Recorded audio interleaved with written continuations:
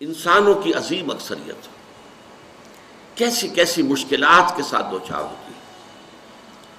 عظیم اکثریت وہ ہے کہ جو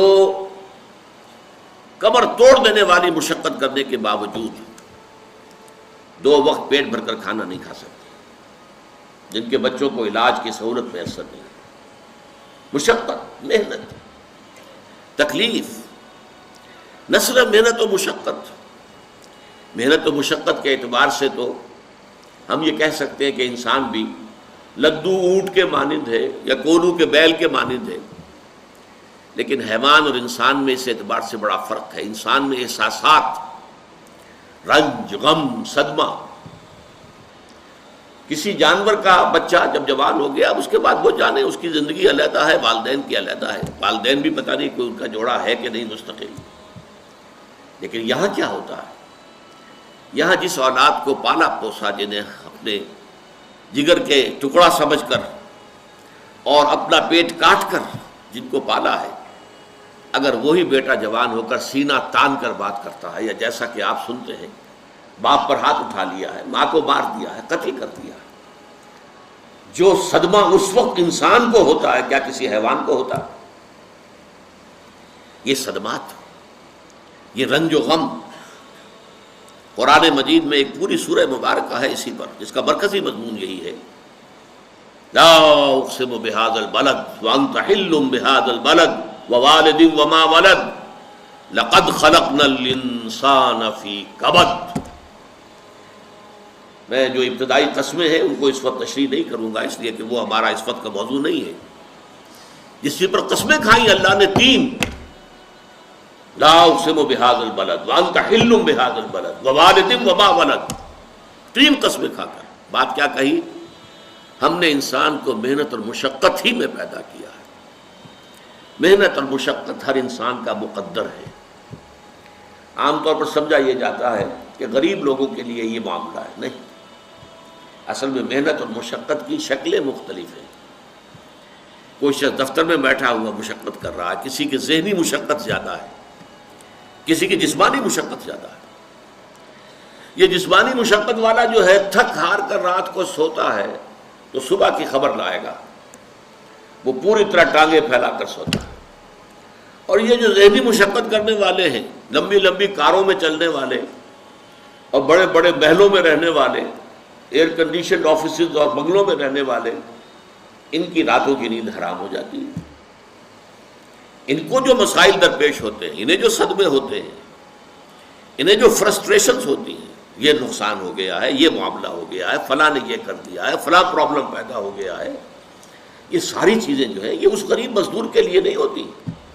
آپ کو معلوم ہے ہپنوٹکس کی ضرورت جو ہے انہی عمرا کو ہوتی ہے، سیڈیٹیوز کی ضرورت انہی کو ہوتی ہے، ٹرینکولائزرز انہی کو چاہیے، انہیں نرم گدیلوں کے اوپر نیند نہیں آتی۔ تو مشقت اور محنت ہر ایک کے لیے ہے۔ صدمہ، غالب نے بہت خوب کہا تھا، قید حیات و بند غم اصل میں دونوں ایک ہے۔ موت سے پہلے آدمی غم سے نجات پائے کیوں؟ یہ انسان کا مقدر ہے، یہ تو ہو کر رہنے والی شے ہے۔ غم تو رہے گا، صدمہ رہے گا۔ آپ کو شاید یاد آیا ہو، ایک بڑی عظیم ہستی گزری ہے انسانی تاریخ میں، گوتم بدھ،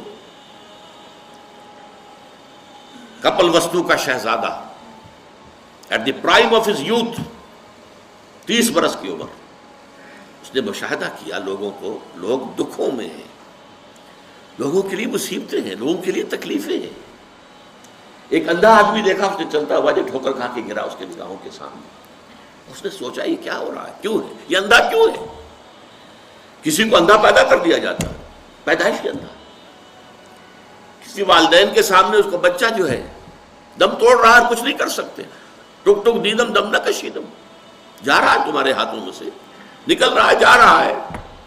قرآن مجید میں بھی سورہ واقعہ میں قسم کھائی گئی ہے، فلولا ان کنتم غیر مدینین ترجعونہا ان کنتم صادقین، واپس لے سکتے ہو تو لے لو، موت کے پنجے سے چھڑا لو اگر تمہارے اندر کوئی طاقت ہے۔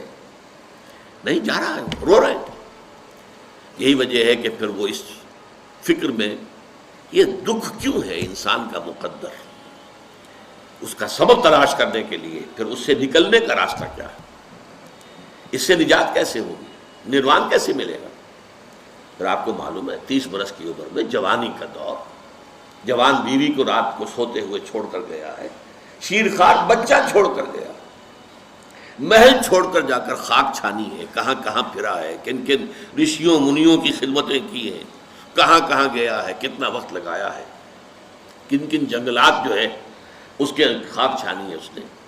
بہرحال اسے کیا ملا کیا نہیں ملا یہ میں اس سے بحث نہیں کرتا، اس لیے کہ ظاہر بات ہے کہ وہ حضرت مسیح علیہ السلام سے بھی قبل کی شخصیت ہے، اور اکثر لوگوں کی تعلیمات بگڑ گئی ہیں۔ حضرت مسیح علیہ السلام کی تعلیمات اگر قرآن مجید ہمیں نہ بتائے تو ہمیں کیسے معلوم ہو کہ ان کی اصل تعلیم کیا تھی؟ عیسائی جس مسیح کو ماننے والے ہیں اس مسیح کو تو ہم نہیں مانتے، اللہ کا بیٹا تو ہم نہیں مانتے، لیکن اگر قرآن مجید واضح نہ کرتا تو ہمیں کیسے معلوم ہوگا؟ اسی طرح گوتم بدھ کے بارے میں جو کچھ کہتے ہیں ان کے ماننے والے، اس کی طرف نہ جائیے، وہ کیا تھا حقیقت میں ہم نہیں جان سکتے، لیکن یہ ضرور ہے کہ اس کے فلسفے کا جو مین تھیم ہے سروم دکھم، all is pain, all is suffering, all is agony، سروم دکھم، درد ہی درد ہے، رنج ہی رنج ہے، غم ہی غم ہے۔ قید حیات و بند غم اصل میں دونوں ایک ہیں، موت سے پہلے آدمی غم سے نجات پائے گا۔ لیکن اس اعتبار سے اگر آپ غور کریں گے تو چلیے انسان حیوانات کے صف میں آ گیا بس، لیکن نہیں، انسان کی ہیومن ٹریجڈی کا نقطہ عروج بالکل ایک اور ہے۔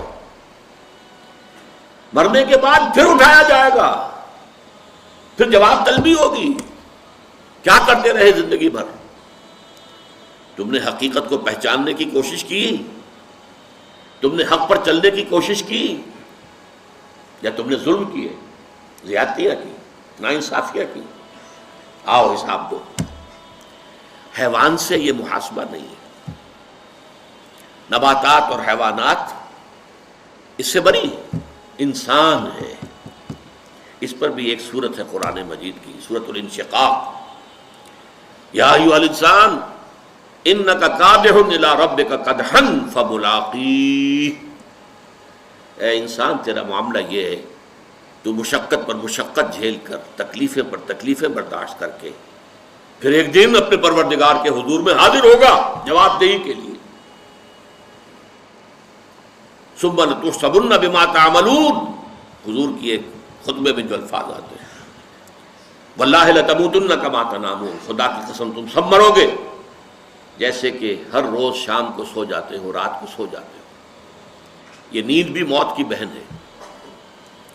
ثم لتبعثن کما تستيقظون، لیکن پھر جیسے روزانہ صبح بیدار ہوتے ہو ایسے ہی ایک صبح قیامت آئے گی کہ سب اٹھا لیے جاؤ۔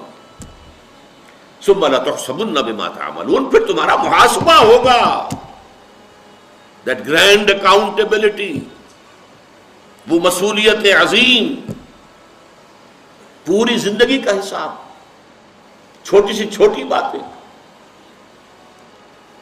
وَمَنْ يَعْمَلْ مِثْقَالَ ذَرَّةٍ خَيْرًا يَرَهُ وَمَنْ يَعْمَلْ مِثْقَالَ ذَرَّةٍ شَرًّا يَرَهُ، ذرے کی ہم وزن نیکی ہوگی وہ بھی سامنے پاؤ گے، اور ذرے کے ہم وزن بدی ہوگی وہ بھی سامنے پاؤ گے۔ انسان چیخ اٹھے گا، مَا لِهَذَا الْكِتَابِ، یہ اعمال نامہ کیسا ہے، لَا يُغَادِرُ صَغِيرَةً وَلَا كَبِيرَةً إِلَّا أَحْصَاهَا، اس نے تو نہ چھوٹی چیزیں چھوڑی ہیں نہ بڑی چیزیں چھوڑی ہیں، تمام کا احاطہ کر لیا ہے۔